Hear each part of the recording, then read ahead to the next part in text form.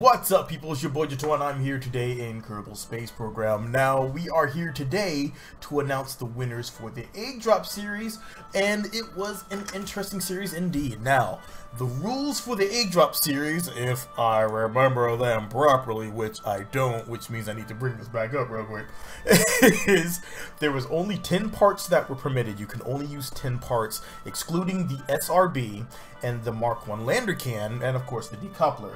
And while I'm doing this, we're going to have a little background walking action going on here. Ignore this monstrosity walking.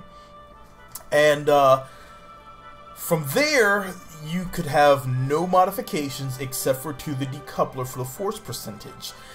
Also, the goal of this was to get your altitude as high as possible, and then have your 10 parts survive.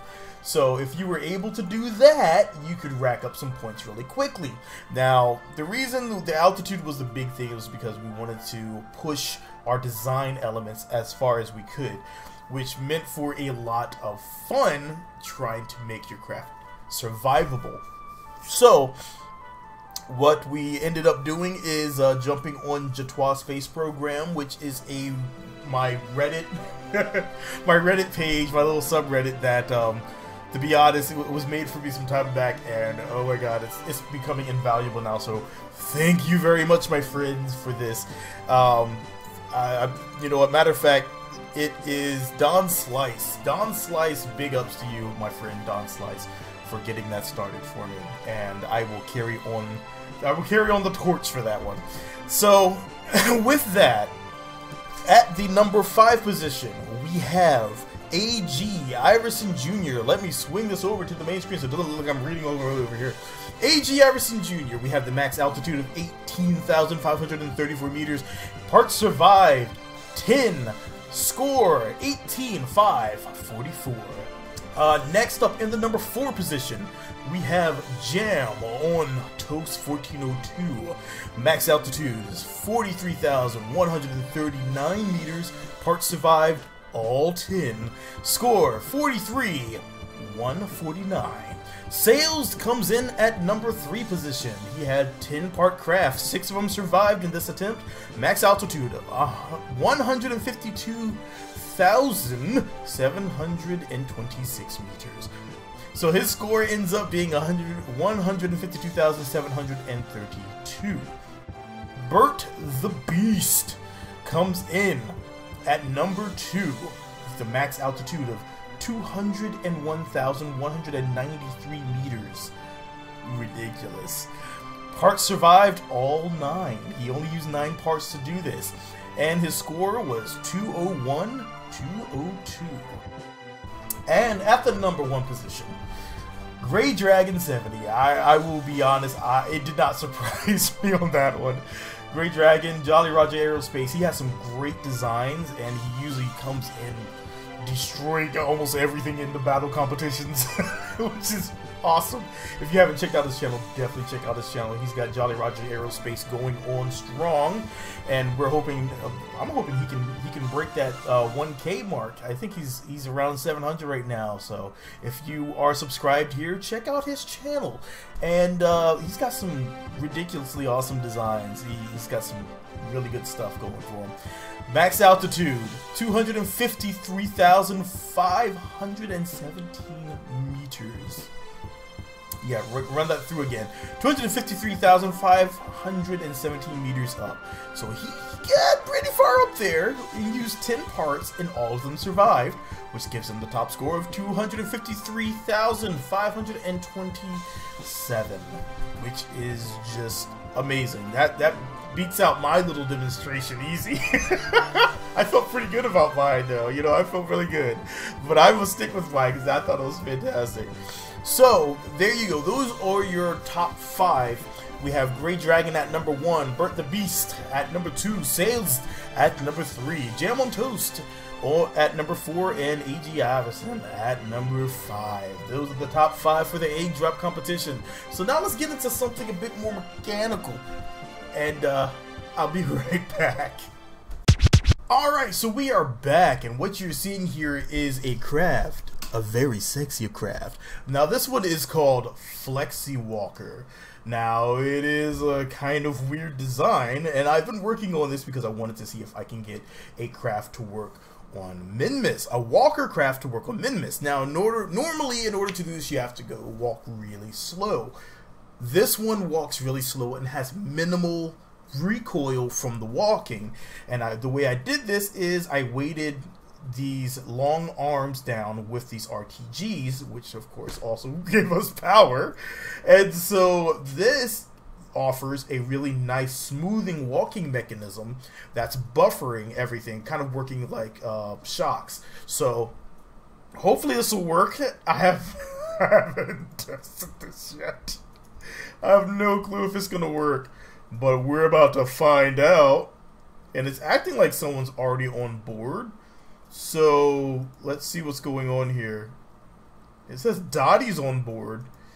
Is Dottie really on board? It says Dottie's on board, but I don't see anyone there. Alright, Josie, maybe you can you take a seat? Yes, you can. Okay. Alright, so we are on board. So this is our craft. Let's give you a nice little spin around here. That's what it looks like. The frame rates are going to be pretty terrible right now. It works fine on Kerbal with the frame rates, but it does not seem to want to work here at all. So what I'm going to try to do is I don't want to get near this craft over here. That's Kerbal Hotel.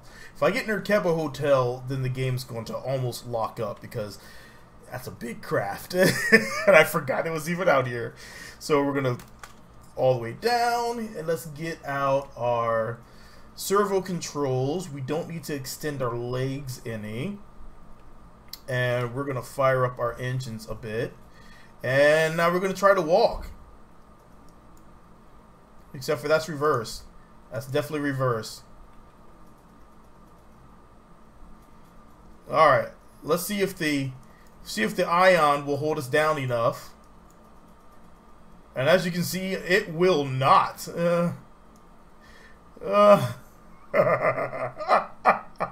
That is still going way too fast. But I think we can do this by, let's actually edit group.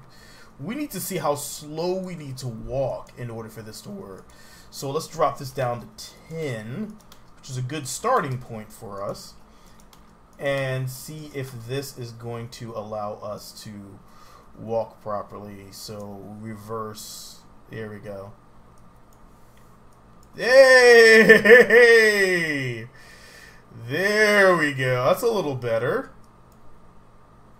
That's a little better. Alright, so clearly we are still going a little bit fast. Probably RCS would have worked a little better here. Because clearly you can rove a lot faster than what we're doing right now. So let's smooth this out, and let's see if we can isolate this just down to a good walking animation here. So we'll go 5, 5, 5, 5, 5, 5. Alright, and let's see if that works. Nice, smooth walking animation. Hey! That's a little better. Now this one is really not built for speed. This one is built for stabilization. So what you'll see here is that our Kerbal should have minimal movement going on, but the craft itself should be walking, which is exactly what we have going on here. And it looks like our frames per second kind of went back up a little bit, but that's what you got here going on, and this is what you end up getting.